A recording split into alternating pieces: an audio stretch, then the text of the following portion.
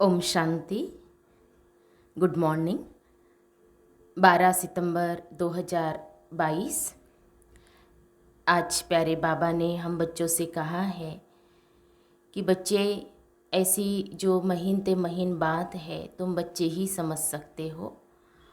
और बाबा के बच्चों में भी कई ऐसे बच्चे हैं जो इस बात को नहीं समझ पाते हैं, और वो है ड्रामा का गुह्य राज। बाबा ने कहा है कि ड्रामा हूबहू रिपीट होता है, एक्यूरेट है। जो कल पहले जो शूट हुआ वही चलता है। तो ये बाबा ने कहा है, और ये महीन ते महीन बात है। फिर प्यारे बाबा ने कहा है कि तुम्हारा जो पुराना दुश्मन है वो है रावण।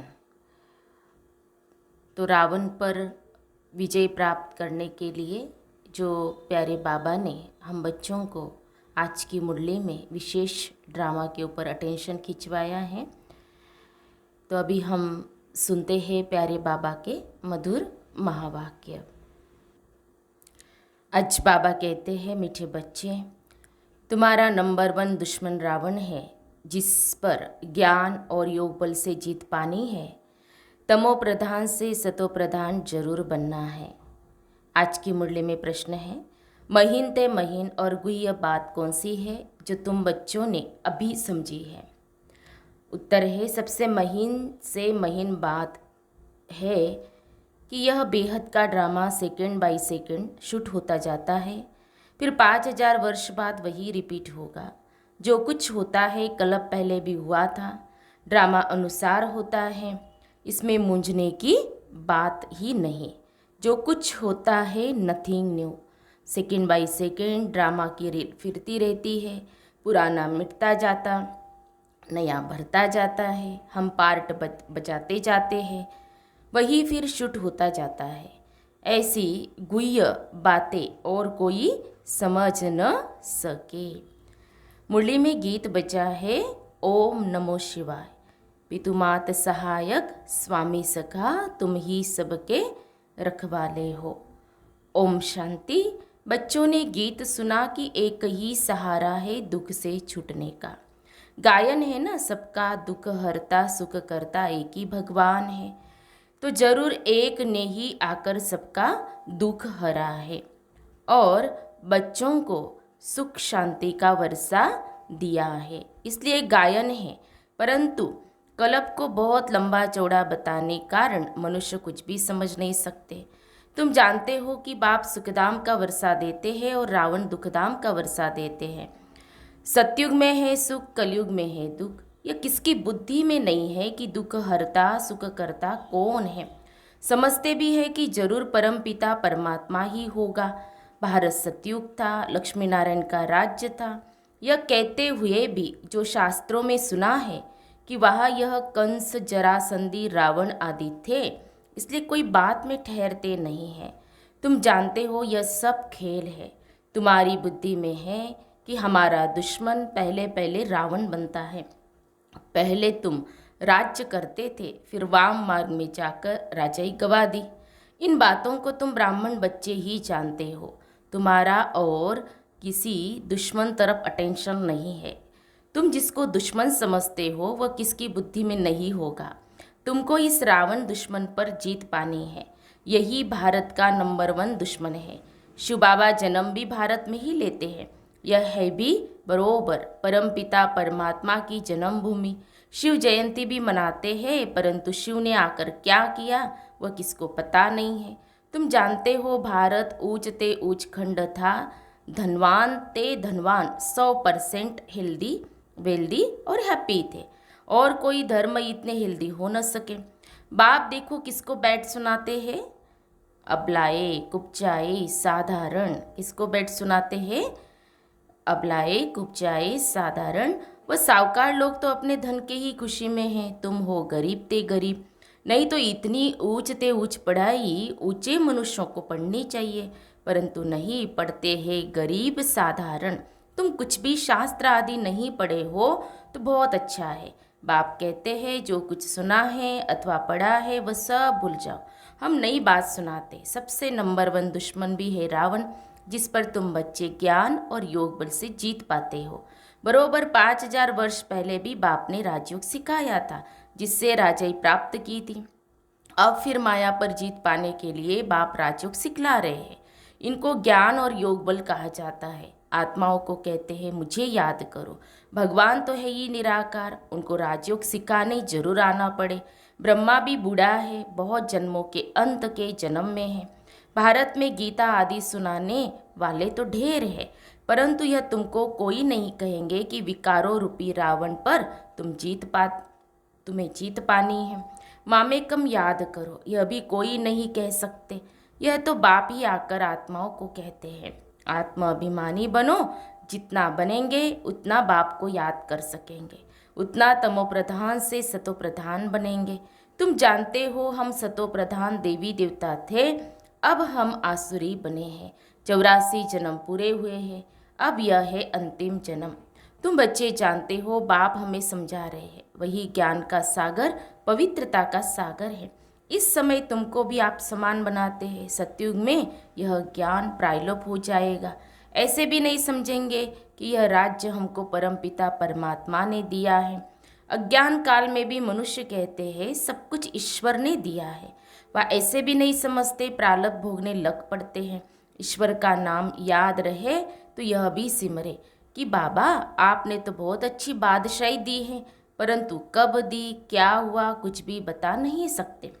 वहाँ धन भी बहुत रहता है, एरोप्लेन आदि तो होते ही है फुल प्रूफ। अब तुम बच्चे किस धुन में हो, दुनिया किस धुन में है, यह भी तुम जानते हो। उन्हों का है बाहुबल और तुम्हारा है योग बल, जिससे दुश्मन पर तुम जीत पाते हो। यह राजयोग सिवाय बाप के कोई सिखला न सके। बाप कहते हैं मैं बहुत जन्मों के अंत में इनमें ही आकर प्रवेश करता हूँ, जिसमें कलप पहले भी प्रवेश किया था। इनका नाम ब्रह्मा रखा था। तुम सब बच्चों के नाम भी आए थे ना, कितने फर्स्ट क्लास नाम रखे थे। बाबा तो इतने नाम भी याद नहीं कर सकते, तो देखो दुनिया में कितना हंगामा मचाते रहते। तुमको यहाँ शांति में बैठ बाप को याद करना है। यह है मोस्ट बिलवेड माता पिता जो कहते हैं बच्चे इस काम पर पहले तुम जीत पहनो। इसलिए रक्षाबंधन का त्यौहार चला आता है। यह पवित्रता की राखी भी तुम बांधते हो। सतयुग त्रेता में यह त्यौहार आदि नहीं मनाएंगे, फिर भक्ति मार्ग में शुरू होंगे। बाप इस समय प्रतिज्ञा कराते हैं पवित्र दुनिया का मालिक बनना है तो पवित्र भी जरूर बनना है। मुझे याद करो तो इस योग अग्नि से पाप दग्ध होंगे। तुमको तमो प्रधान से सतो प्रधान बनना है। कोई तो नापास भी हो जाते हैं, जिसकी निशानी भी राम को दिखाई है।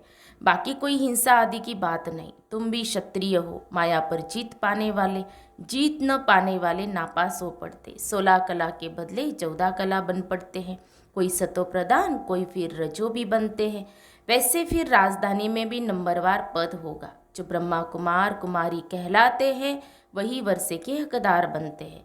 फिर इसमें जो पुरुषार्थ करेंगे और कराएंगे, बहुतों को आप समान बनाने की सर्विस की है। तुमको इस अंतिम जन्म में ही तमो प्रधान से सतो प्रधान बनना है। यह है रूहानी भट्टी। वह जो कराची में तुम्हारी भट्टी बनी वह और बात थी। यह योग की भट्टी और है। यह है योग बल की भट्टी, जिसमें किचड़ा सब निकल जाता है। वहाँ तो तुम अपनी भट्टी में थे, कोई से मिलना नहीं होता था। यह है योग की भट्टी, अपने लिए मेहनत करनी होती है। आत्मा ही समझती, आत्मा ही ज्ञान सुनती है ऑर्गन्स द्वारा। आत्मा ही संस्कार ले जाती है। जैसे बाबा लड़ाई वालों का मिसाल देते, संस्कार ले जाते हैं ना, दूसरे जन्म में फिर लड़ाई में ही चले जाते हैं। बाबा ने कहा कि वैसे तुम बच्चे भी संस्कार ले जाते हो। वह जिस्मानी मिलिट्री में चले जाते हैं, तुम्हारे में से फिर कोई शरीर छोड़ते हैं तो इस रूहानी मिलिट्री में आ जाते हैं। जैसे छोटे बच्चे कई ऐसे होते हैं ना जो कहते हैं कि हमें प्याज लहसुन बिल्कुल अच्छा नहीं लगता है, ये नहीं खाते हैं। तो जो कलब पहले वाली, जो पीछे वाली जो आत्मा है वो फिर से आ जाती है। कर्मों का हिसाब किताब बीच में चुकतू करने जाते हैं ना, ऐसे बहुत होंगे। एक एक के लिए बाप से थोड़ी पूछना है कि बाप कहेंगे इससे तुम्हारा क्या फ़ायदा, तुम अपने धंधे में रहो, पापों को भस्म करने का ख्याल करो। ये भोग आदि जो लगाते ये भी ड्रामा में है, जो सेकंड बाय सेकंड होता है। ड्रामा शूट होता जाता है, फिर 5000 वर्ष बाद वही रिपीट होगा। जो कुछ होता है कल पहले भी हुआ था, ड्रामा अनुसार होता है, इसमें मूंझने की बात ही नहीं। जो कुछ होता है nothing new, second by second drama की रील फिरती रहती है। पुराना मिटता जाता, नया भरता जाता है। हम पार्ट बजाते जाते हैं, वही फिर शूट होता जाता है। यह महीन बातें कोई शास्त्रों में नहीं है। तुम बच्चों को पहले पहले यह निश्चय करना है कि बाप स्वर्ग की स्थापना करने वाला है। बरोबर भारत को बाप से स्वर्ग का वर्षा मिला था, फिर कैसे गवाया यह समझाना पड़े। हार जीत का खेल है, माया ते हारे हार है। मनुष्य माया धन को समझ लेते, वास्तव में माया 5 विकारों को कहा जाता है। कोई के पास धन होगा तो कहेंगे इनके पास माया बहुत है, यह भी किसको पता नहीं है। अब कहाँ प्रकृति कहाँ माया, अलग अलग अर्थ है। मैगजीन में भी लिख सकते हो कि भारतवासियों का नंबर 1 दुश्मन यह रावण है, जिसने दुर्गति को पहुंचाया है। रावण राज्य शुरू होने से ही भक्ति शुरू हो जाती है। ब्रह्मा की रात में भक्ति मार्ग में धक्के ही खाने पड़ते हैं। ब्रह्मा का दिन चढ़ती कला, ब्रह्मा की रात उतरती कला। अब बाप कहते इस माया रावण पर जीत पानी है। बाप श्रीमत देते हैं श्रेष्ठ बनने लिए। लाडले बच्चे मुझ बाप को याद करो, विक्रमाजित बनने का और कोई उपाय है नहीं। तुम बच्चों को भक्ति मार्ग के धक्कों से छुड़ाते हैं। अब रात पूरी हो प्रभात होती है, दिन माना सुख रात माना दुख, यह सुख दुख का खेल है। बाप यह सब राज बताकर तुमको त्रिकालदर्शी बनाते हैं। अब जो जितना पुरुषार्थ करे, बीज और झाड़ को जानना है। बाप कहते बच्चे अब टाइम थोड़ा है, गाया भी जाता है। 1 घड़ी आधी घड़ी तुम बाप को याद करने लग जाओ और फिर चार्ट को बढ़ाते जाओ। देखना है कि हम श्रीमत पर बाबा को कितना याद करते हैं। बाप तो है सिखलाने वाला, पुरुषार्थ हमको करना है। बाप तो है पुरुषार्थ कराने वाला। बाप का तो लव है ही, बच्चे बच्चे कहते रहते हैं। उनके तो सब आत्माएं बच्चे ही ठहरे। फिर ब्रह्मा कुमार कुमारी भाई बहन हो गए। वर्षा तो दादे से मिलता है, ईश्वरीय औलाद। फिर प्रजापिता ब्रह्मा मुख द्वारा तुम ब्राह्मण बने हो, फिर देवता वर्ण में जाएंगे। क्लियर है ना? आत्मा समझती है शिव बाबा हमारा बाप है। मैं स्टार हूँ तो हमारा बाप भी स्टार ही होगा। आत्मा कोई छोटी बड़ी नहीं होती है। बाबा भी स्टार है, परंतु वह सुप्रीम है। हम बच्चे उनको फादर कहते हैं। इतनी छोटी सी आत्मा में सारा ज्ञान है। बाकी ऐसे नहीं, ईश्वर में कोई ऐसी शक्ति है जो दीवार तोड़ देंगे। हाँ, बाप कहते हैं मैं आता ही हूँ तुमको फिर से राजयोग सिखलाने के लिए। तो बाप बच्चों का ओबीडियंट है। लौकिक में भी बाप बच्चों पर बलि चढ़ते हैं ना, तो बड़ा कौन हुआ? बाप व बच्चे। बाप सब कुछ बच्चे को देते हैं, फिर भी बच्चा छोटा है इसलिए रिगार्ड रखना होता है। यहाँ भी तुम बच्चों पर बाप बलि चढ़ते हैं, वर्षा देते हैं, तो बड़ा बच्चा हुआ ना, परंतु बाप का फिर भी रिगार्ड रखना होता है। बाप के आगे पहले बच्चों को बलि चढ़ना है, तब बाप 21 बार बलि चढ़ेंगे। भक्ति मार्ग में भी ईश्वर अर्थ कुछ न कुछ देते हैं, उनकी एवज में फिर बाबा दे देते हैं। यहाँ तो है ही फिर बेहद की बात। कहते भी है आप जब आएंगे तुम पर बलिहार जाएंगे। अभी वह समय आ गया है, इसलिए बाबा यह प्रश्न पूछते हैं तुमको कितने बच्चे हैं? फिर ख्याल में आता है तो एक शिव बाबा भी बालक है। अब बताओ तुम्हारा कल्याण कौन सा बालक करेगा? शिव बाबा है ना, तो उनको वारिस बनाना चाहिए ना। ये समय ऐसा आ रहा है जो कोई किसका क्रियाक्रम करने वाला ही नहीं रहेगा। इसीलिए बाप कहते हैं देह से सब कुछ त्याग, ट्रस्टी हो, श्रीमत पर चलते जाओ, डायरेक्शन देते रहेंगे। तुम्हारी सेवा करते हैं तुमको स्वर्ग का मालिक बनाने। हम तो निष्कामी हैं, सर्व का सद्गति दाता एक बाप ही निष्कामी है ना, वह एवर पावन है। बाप कहते बच्चे मददगार बनो, हमारा मददगार गोया अपना मददगार बनते हो। कितनी अच्छी बात बाबा ने बताई। हमारा हम मददगार, गोया अपना मददगार बनते हो। कई बच्चों को लगता है ना कि हम बाबा के मददगार हैं, ये करते हैं, लेकिन हम मददगार किसके हैं? खुद के ही है, क्योंकि हमारा ही पुण्य का खाता बढ़ता जाता है। अच्छा, मीठे मीठे सिखिलते बच्चों प्रति माता पिता बाप दादा का याद प्यार और गुड मॉर्निंग। रूहानी बाप की रूहानी बच्चों को नमस्ते। हम रूहानी बच्चों की रूहानी बाप दादा को याद प्यार और नमस्ते नमस्ते। ओम शांति ओम शांति ओम शांति। गुड मॉर्निंग बाबा, शुक्रिया बाबा, थैंक्स बाबा, पद्मा पदम, शुक्रिया बाबा आपका। धारणा के लिए मुख्य सार, आज की मुरली का सार 2 पॉइंट में। पहली पॉइंट है, सदा अपनी धुन में रहना है, अपने पापों को भस्म करने का ख्याल करना है, दूसरी बातों के प्रश्नों में नहीं जाना है, अपने संस्कारों को परिवर्तन करने के लिए योग की भट्टी में रहना है। दूसरी पॉइंट, देह सही सब कुछ त्याग, पूरा ट्रस्टी हो, श्रीमत पर चलना है, बाप का पूरा रिगार्ड रखना है, मददगार बनना है।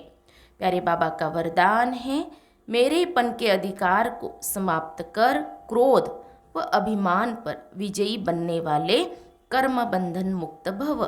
मेरेपन के अधिकार को समाप्त कर क्रोध व अभिमान पर विजयी बनने वाले कर्म बंधन मुक्त भव।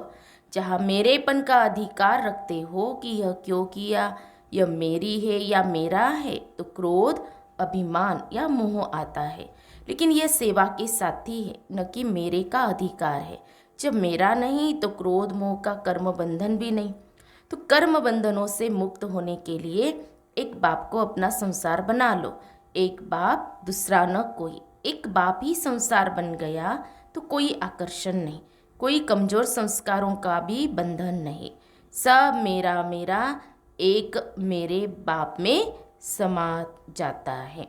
स्लोगन है, मास्टर सर्वशक्तिमान वह है जो समय प्रमाण हर गुण हर शक्ति को कार्य में लगाए। मास्टर सर्वशक्तिमान वह है जो समय प्रमाण हर गुण हर शक्ति को कार्य में लगाए। तो हम सब ने सुने प्यारे बाबा के मधुर महावाक्य। तो आज हम सारा दिन विशेष इस स्वमान का अभ्यास करेंगे। मैं मास्टर सर्वशक्तिमान हूँ। इस स्वमान के ऊपर सभी क्या करेंगे? अटेंशन देंगे। अच्छा, ओम शांति।